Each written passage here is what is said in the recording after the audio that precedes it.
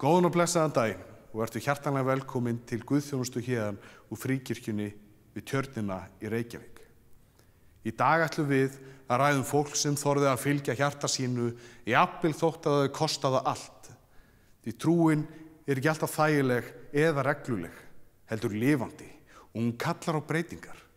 Kannski það einmitt það sem Guð að gera í dag, að kalla okkur inn í nýtt flæði, inn í dýpri tengsl, þar sem við lærum aftur að koma inn á við og hlusta á innsæið, hlusta á hjartað. En ef við hefjum þessa stund á því að signa okkur í nafni hins lifandi Guðs, skapara, frelsara og andan sem hreyfir við okkur og blæs þar sem hann vill. Við skulum biðja. Lifandi Guð, þú sem byrji okkar innsta kjarna og andar í öllu sem lifir. Við biðjum að þú opnur okkur fyrir nærveru þinni. Láttu ljósið þitt lýsa í myrkri hugans og frið þinn falla yfir óróan. Kenndu okkur að hlusta og sjá, ekki aðeins með eyrum og augunum, heldur með allri veru okkar. Endurnýjaðu í okkur trúna, vonina og elskuna, svo við verðum farvegur friðar þíns í þessum heimi á hverjum einasta degi. Amen. Já, á hverjum deginn Drottinn minn ég bið, sálmur sem minnir okkur á þetta og við syngjum þennan sálm, lag og ljóð eftir okkur ástsæla tónlistarmann Kristján Kristjánsson, KK.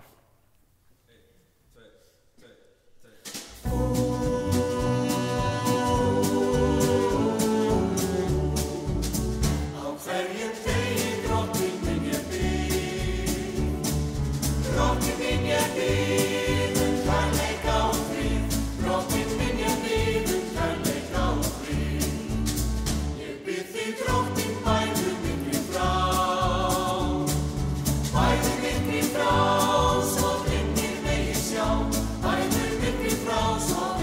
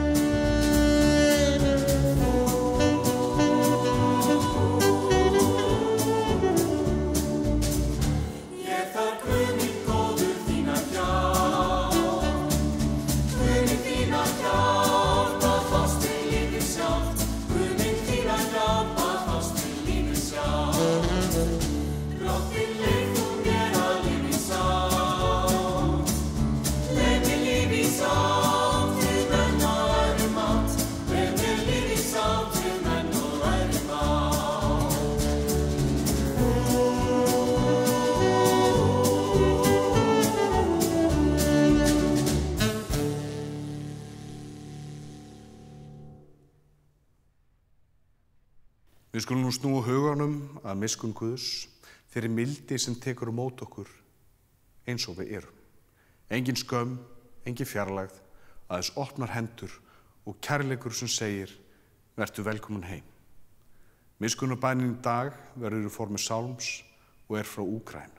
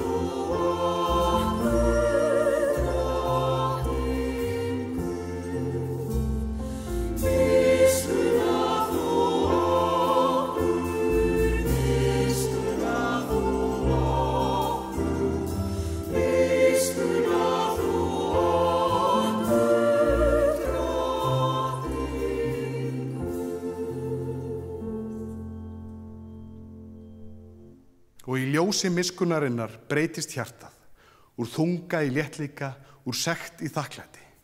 Við lofum Guð og lífið sjálft með gleði og trú og syngjum honum dýrðarsöng sem kemur alla leið frá Argentínu.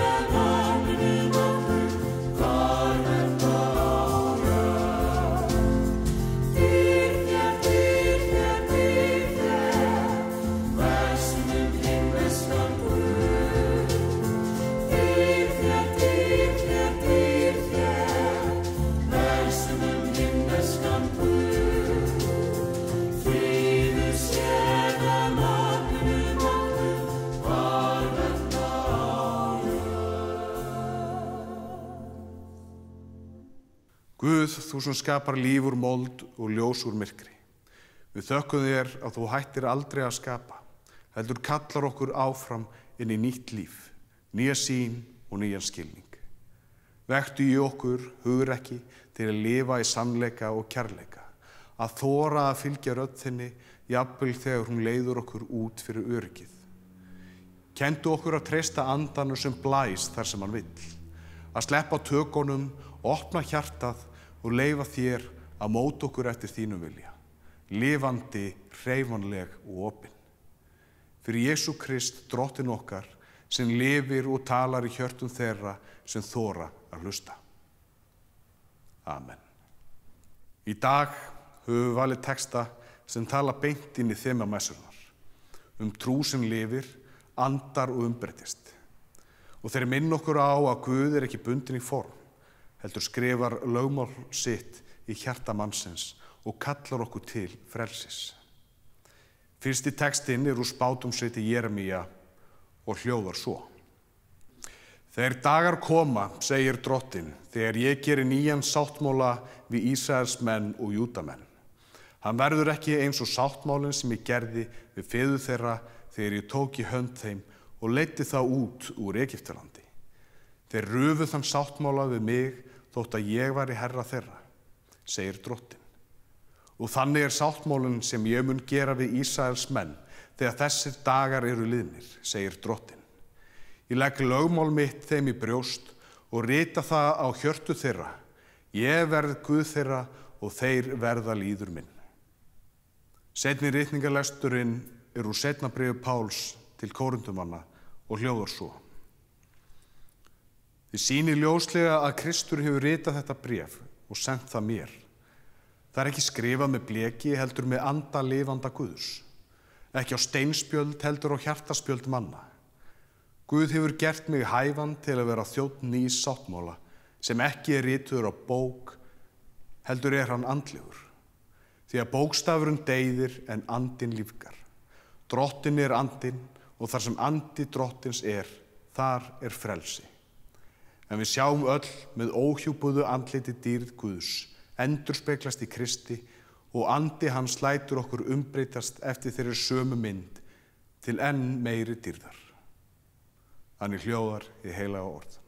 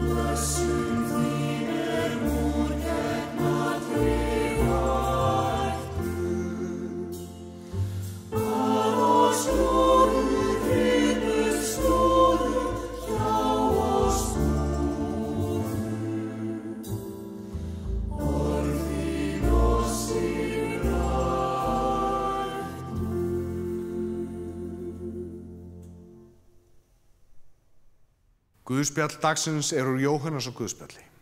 Jesús stendur frammi fyrir þeim sem vilja dæma hann sem vill trúa hann. Fyrir það eitt að tala Guð sem föður sinn og segja Guð sé í honum og hann í Guði. Og einmitt í þessum orðum leyndardómurinn fólginn, einingu manns og Guðs, lifandi trú. Og Guðspjalli hljóðar svo. Menn tóku aftur upp steina til að grýta hann. Jesús mælti: Ég hef sýnt yður mörg góð verk frá föður mínum. Fyrir hvert þeirra verka viljið þér grýta mig? Þeir svöruðu honum: Við grýtum þig ekki fyrir góðu verk, heldur fyrir guðlast. Þú gerir sjálfa þig að Guði þótt þú sért aðeins maður. Jesús svaraði þeim: Ekki skrifað í lögmáli yðar, ég hef sagt, þér eru guðir, og ritningin verður ekki felld úr gildi. Ef lögmáli nefnir þá Guði sem Guðs orð kom til að segja þér, þá mig sem Faðirinn helgaði og sendi í heiminn, að ég guðlasti að þegar ég sagði ég sonur Guðs. Ef ég vinn ekki verk föður míns, skulu þér ekki trúa mér, en ef ég vinn þau, þá trúið verkunum, þótt þér trúið ekki, svo að þér skiljið og vitið að Faðirinn í mér og ég í föðurnum. Nú reyndu þeir aftur að grípa hann, en hann gekk úr greipum þeirra.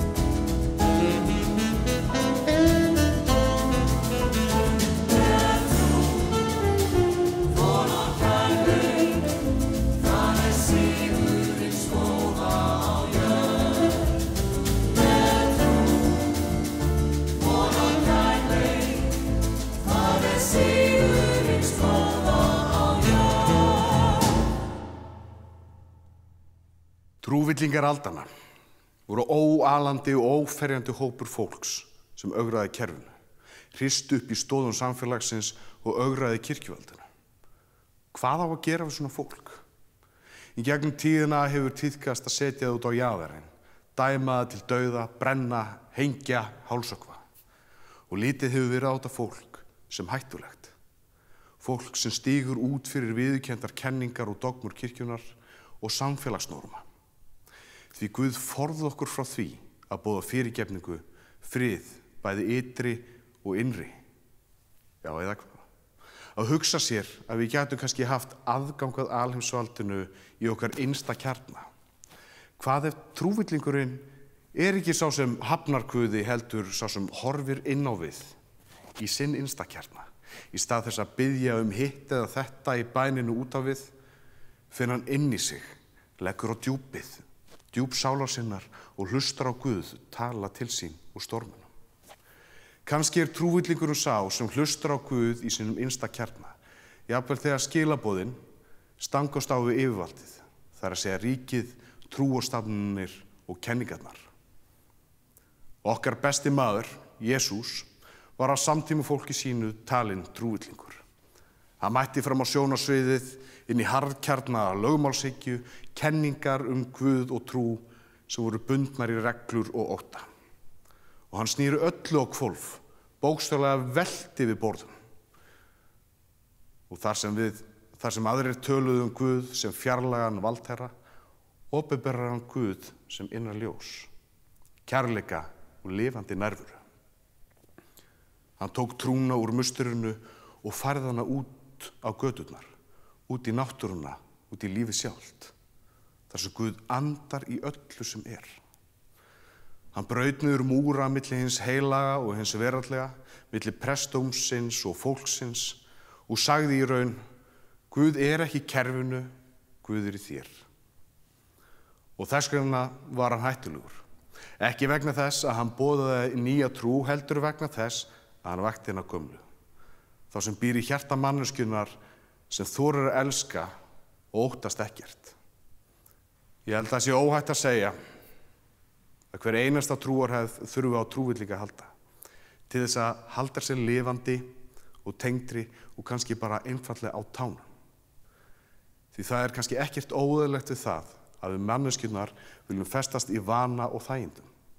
Og þegar við erum sest þar, þá er mjög einfalt að segja þetta hefur alltaf verið svona. Þeir eru nú þó nokkrir trúvillingarnir í sögunni og könnumst kannski flest við Martin Luther, trúvilling sem vogaði sér að standa á móti kaþólsku kirkjunni fyrir rétt rúmum 500 árum síðan og var í kjölfarið bannfærður og yfirlýstur trúvillingur. Að hann skyldi voga sér að standa gegn ránklæddi þessa tíma, aflátsbréfum og hvað þá að gefa út splunkun í guðfræði, var hneyksli.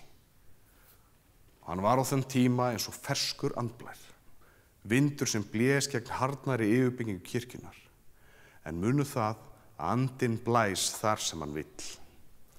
Við viljum oft gleyma okkur í því að halda kenningar og dogmur og trúarjátningar séu óhagganlegur sannleikur, þegar raunin er sú að trúin er stórkostlega lifandi fyrirbæri. Alla daga, út allan heim, er fólk sem les eitthvað nýtt og fær nýjan lifandi innblástur frá ritningunum, sem segir okkur það að ekki bara trúin er lifandi heldur ritningin líka. Trúin er ekki fullmótuð, hún hefur aldrei verið það og hún mun aldrei verða það. Sama hvað okkar rökfasti, kassalega hugur vill, sama hvað við reynum að tróða andanum í box og skrifa hann í kenningar, þá bara fer hann þar sem hann vill. Að standa fast á trúarlegum kenningum er ekki langt frá lögmáli gyðinga sem Jesús sagðist ætla að uppfylla. Og ég er ekkert viss það að við myndum endilega öll taka Jesú vel í dag ef hann kæmi til þess að uppfylla kenningarnar. Hann var duglegur að koma fólki í valdastöðum í uppnám að tala gegn lögmálshyggjunni, ekki til að afnema lögmálið heldur uppfylla, sem þýddi að hann ætlaði að endurrisa tilgang þess, færa það frá steinurunnum orðum niður í hjartað, þangað sem Guð talar hið lifandi orð.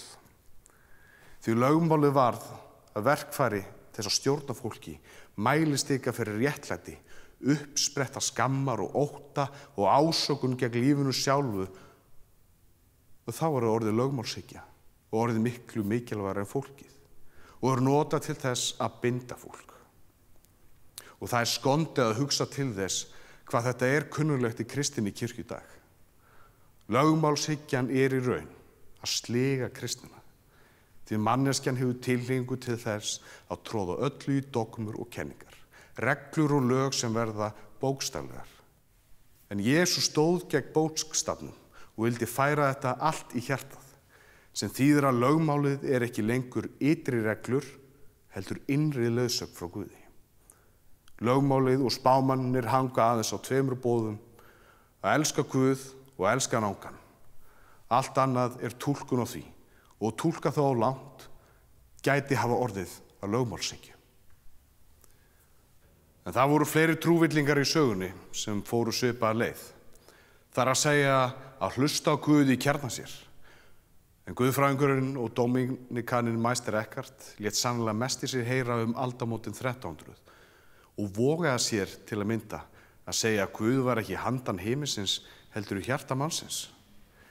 Að Guð fæðist á hverjum degi í sál þess meðvitaða og við verðum að sleppa öllum hugmyndum Guð til að finna hann í raun. Fyrir þetta var hann dæmdur hættulegur villutrúamaður. En þarna sett hann fram hugmynd trú sem ekki þyrfti milligöngumann, heldur innri vakningu.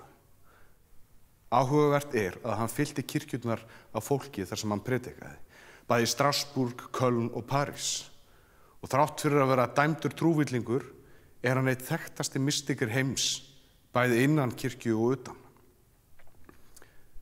Svo var það Jóhanna Vörk, unglingsstúlka sem heyrði raddir himinsins og hafði hugrekki til þess að elta þær. Hún stóð upp gegn ríkjandi öflum, bæði veraldlegum og kirkjulegum, sagðist aðeins fylgja leiðsögn Guðs en ekki manna. Hún bar ljós innan með sér sem ekkert vald gat slökkt og fyrir það var hún dæmd trúvillingur og brennd lifandi aðeins 19 ára gömul. Hún var síðan hreinsuð af öllum ásökunum og tekin í tölu dýrlinga. Það sem stundur lítur út eins og uppreist getur því í raun verið djúp leiðsögn Guðs í gegnum manneskjuna. Teresa frá Avila og Jóhannes af Krossi voru einnig talin vera trúvillingar. Ekki vegna þess að þau höfnuðu kirkjunni eða trúnni. Ó nei, þau voguðu sér að leita á djúpið, meðal annars með íhugun, hugleiðslu og bæn. Teresa talaði Guð sem logandi eld í hjarta manneskjunnar og sagði að sál manneskjunnar var eins og kastali með mörgum herbergjum þar sem Guð býr í innsta kjarna. Jóhannes skrifaði myrkar nætur sálarinnar, þar sem öll ljós mannsins slokkna svo aðeins Guð sjálfur gat skinið. Fyrir þetta voru þau yfirheyrð, fangelsuð og tortryggð. Því þau voguðu sér að segja að Guð var ekki aðeins í ritningunni, heldur lifandi innra með manneskjunni, í hennar innsta kjarna. Í dag eru þau bæði talin heilög, en voru á þeim tíma talin hættuleg.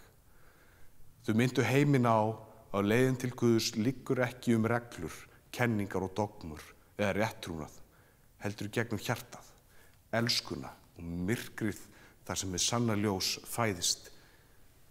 En í dag eru þau bæði í dýrlingatölu og að fengi titilinn Doctor of the Church.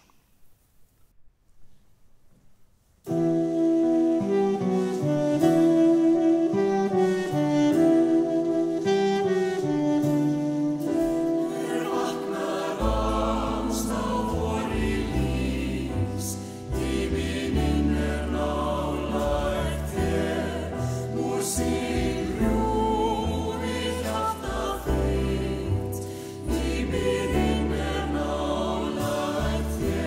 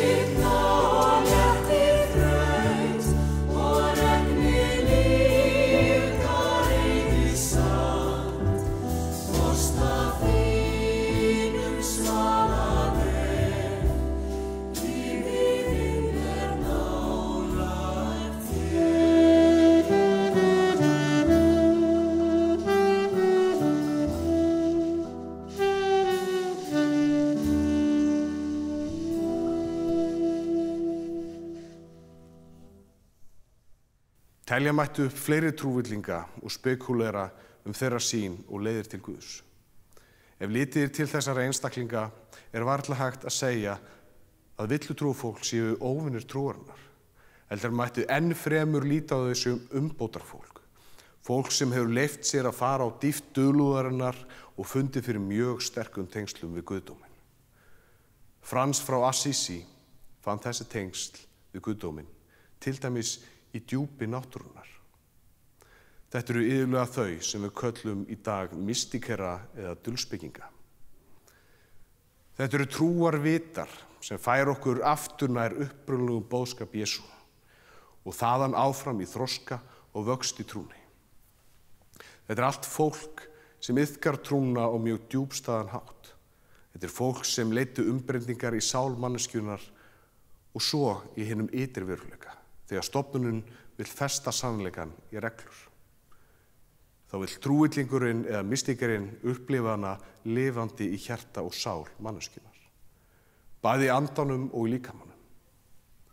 Það mætti því færa rök fyrir því að það sé okkur öllum hollt að finna trúillinginn í sjálfum okkur. Fara í þetta innra rými þar sem við mætum honum, því hann er sá sem þorir að efast, spyrja og leita dýpra á djúp sálarinnar og í andans heima. Og hann er sá sem þorir að hlusta á innri sannleikann, jafnvel þó að hann geti verið sjúklega óþægilegur, bæði fyrir hann sjálfan og samfélagið. Jafnvel þótt hann sé og verði óvinsæll. Þessi innri trúvillingur er oftar en ekki hinn spámannlegi hluti sálarinnar sem kallar okkur til þess að lifa í samræmi við Guð, ljósið og kærleikann frekar en kenningar, skoðanir og lögmálshyggju fólksins. Trúvillingurinn birtist í dag í þeim sem tala fyrir skilyrðislausum kærleika, opnun anda og sálar inn á dýpra svið, flæði í stað tvíhyggju og samkennd þegar kerfið þrá öryggi og reglu. Kirkjan þarf trúvillinga til þess að vaxa andlega, því annars verður hún að safni dýra muna en ekki samfélag hins lifandi anda sem blæs þar sem hann vill. Erum við tilbúin til þess að leyfa Guði að tala í gegnum þá sem við skiljum ekki? Guð hefur alltaf notað trúvillinga til þess að vekja fólk úr svefni sjálfstýringarinnar. Þeir koma alltaf þegar kerfið er orðið þreytt, þegar trúin er vængstýfð, þegar reglurnar eru farnar að binda fólk í stað þess að lyfta því upp. Þeir koma ekki til að rífa niður og þó samt rífa niður það sem þjónar ekki kærleikanum lengur, en þeir koma til þess að blása líf í það sem er dautt. Trúvillingarnir minna okkur á að Guð er ekki föst stærð eða statísk orka, heldur eilíf hreyfing alheimsins ofan í og handan minnstu byggingareininga heimsins, upp í og handan stærstu eining hans. Trúin lifir ekki í stöðugleika eða hreyfingarleysi, heldur hreyfingu og umbreytingu.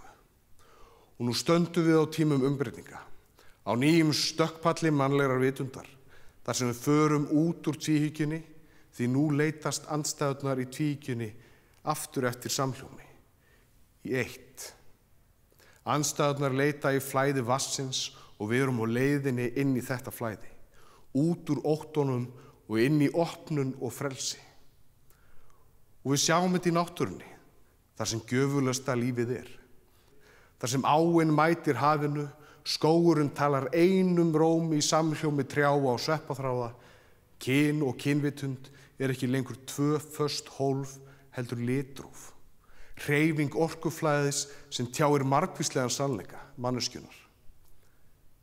Kynhneigð verður ekki skilgreind af reglu eða með reglustriku, heldur af ást, tengslum og sálrænni dýpt. Því ástin sjálf hefur aldrei fylgt bókhaldi mannanna. Hún er eins og andinn sem blær þar sem hann vill. Og hún flæðir og tengir og kveikir líf milli hjarta sem ekki ætluðu að tengjast. Hún opnar mörg hjörtu í einu án þess að svipta þau heilaleikunum. Kærleikurinn er ekki eignarhald, heldur nærvera. Ekki réttur, heldur blóm sem opnast þar sem að ljós og hlýja mæta því. Hann kallar okkur út úr skömmunni og inn í hið helga flæði þar sem engin form geta fundið það sem Guð hefur gert lifandi. Við færumst frá völdum og stöðutaknum yfir í tengsl og hlustun. Vinna og köllun renna saman í eitt. Karl og kona eru nú ekki lengur til, heldur það upplifun hvers og eins af sjálfum sér. Orkan sem við kölluðum áður karlorku og kvennorku að finna jafnvægi í einingunni. Trú og vísindi að verða tvær leiðir að sama leyndardómi og hugur og hjarta nálgast hvert annað. Kristnin að hrista af sér dogmur og finna hjartað aftur. Nú þurfum við að sleppa merkimiðum, skilgreiningum og leyfa okkur að fara í flæðið. Þetta eru góðar breytingar, ekki merki sturlun. Heldur felst sturlunin í því að halda aftur að þessu. En það óttinn. Það óttinn sem dregur úr þorinu sem krefst til þess að stíga inn í framtíð umbreytinga. Því þessu fylgir óvissa og óvissan getur verið hræðileg. En það ekkert að óttast. En þau sem óttast, þau sem byggja heiminn á merkimiðum, skilgreiningum og valdi tvíhyggjunnar, finna nú jörðina nötra undir fótum sér. Þetta eru fæðingarhríðir nýrra tíma. Þess vegna vaknar óttinn og hægri öfga þjóðernishyggja og hægri bókstafskristni rís nú upp eins og dreki í vígahamn, hrifsar nú tilbaka unnin mannréttindi, flokkar okkur í við og hin og stígur nú tilbaka í hinn gömlu kynjahlutverk tvíhyggjunnar. Því fólk leitar í öryggi rammanna og regluna sem héldu öllu í föstum skorðum. Guð hefur alltaf kallað fólk til þess að brjóta niður múra, til þess að þroskast og til þess að blómstra. Og hann kallar á hreyfingu og kallar fólk út úr formi og inn í flæði. En hér heima eru þeir sennilega nokkrir trúvillingarnir, en eitt sem stendur upp úr. Haraldur Níelsson, fyrrum prestur í Dómkirkjunni í Reykjavík og rektor við Háskóla Íslands. Sagt að hann hafi hætt störfum í Dómkirkjunni vegna hálsbólgu, en síðar var predikunarstólinn þar honum lokaður. Það svo sem ekki hægt að segja að hann hafi verið dæmdur trúvillingur, en hann þorði að segja að Guð væri ekki fastur í kenningunum, heldur lifandi kraftur. Hann hélt áfram að predika og það var í Fríkirkjunni í Reykjavík sem hann fékk skjól og yfirfyllti kirkjuna í hvert einasta sinn. Og þar mátti hann tala Guð sem lifandi anda, sem hreyfingu, sem kraft, sem fyrir handan laga og forms, handan ótta og skilgreiningar. Fríkirkjan í Reykjavík hefur kannski alltaf staðið á mörkunum, milli forms og frelsis, milli hefðar og nýrrar vitundar. Hún var stofnuð af fólki sem þorði að segja: við þurfum rými fyrir andan til að blása frjálst. Og nú, þegar heimurinn sjálfur að ganga í gegnum fæðingarhríðir umbreytinga, þá stendur Fríkirkjan aftur á sögulegum stað. Hún kölluð til að vera brú milli þess gamla og þess nýja, milli bókstafar og anda, milli mannlegrar þráhyggju eftir reglu og guðlegrar þrár eftir frelsi. Hún kölluð til að vera staður sem fólk má efast og elska samt, má gráta og syngja, leita og trúa. Staður þar sem Guð má vera miklu stærri en hugmyndir okkar hann. Því Fríkirkjan í Reykjavík hefur alltaf getað verið kirkja trúvillingana. Kirkja þeirra sem hlusta frekar á hjartað en kerfið. Kirkja þeirra sem trúa að Guð sé lifandi í öllu og að andinn blási þar sem hann vill. Og kannski það einmitt hún sem kölluð til núna, til að leiða þessa umbreytingu, til að standa óhrædd í storminum og segja við þjóðina, við kirkjuna, við heiminn: þetta ekki endalókin, þetta eru fæðingarhríðir nýrrar vitundar og andinn blæs og við erum tilbúin.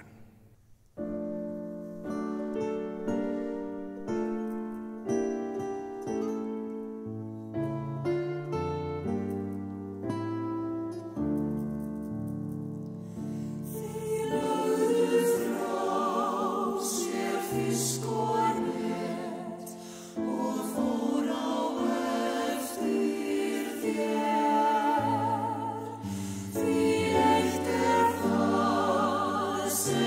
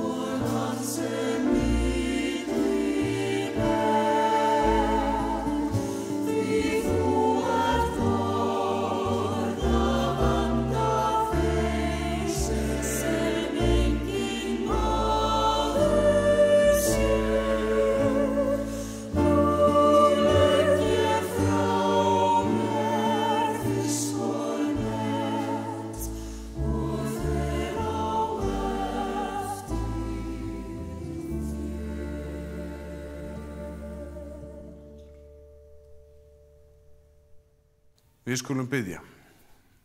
Guð sem andar lífi í allt sem er. Við þökkum þér fyrir þau sem hafa þorað að hlusta á þig. Jafnvel þegar rödd þín hefur blásið gegn vana og ótta. Vekk í okkur hugrekki trúvillingana. Að elska þegar auðveldar að væra að dæma. Að opna hjartað þegar heimurinn virðist taka skref tilbaka. Að hlusta á anda þinn þegar hávaði heimsins vill taka niður í hjartanu.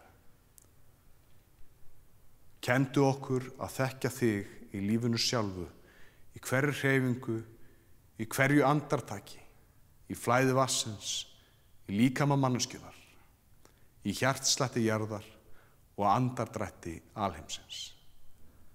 Þar sem þú andar í gegnum allt sem er.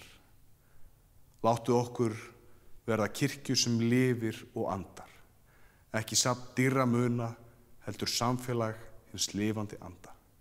Við biðjum þig Guð sem ert faðir, móðir, foreldri, vinur og andi. Blástu í okkur nýtt líf og hvíslaðu líkama okkar og anda opinberun sannleikans.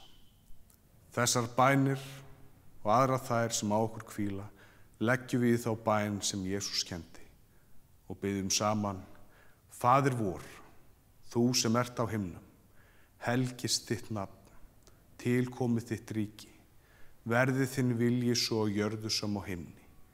Gef oss í dag vort daglegt brauð og fyrirgef oss vora skuldir, svo sem vér og fyrirgefum vorum skuldunautum.